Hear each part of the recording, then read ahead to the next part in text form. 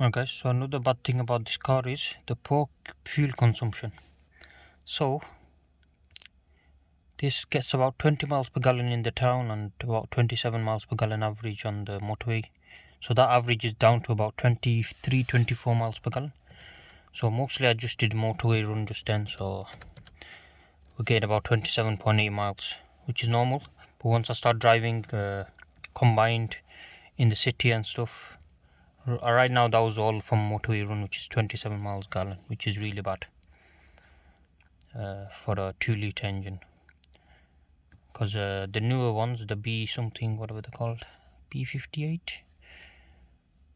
something like that, I can't remember what it's called, B48 or B58, the newer 2-litre engines, I've drove them around and you get much higher fuel economy than that, in the 30s, which is really good. So yeah, this is just a terrible engine in general, but yeah.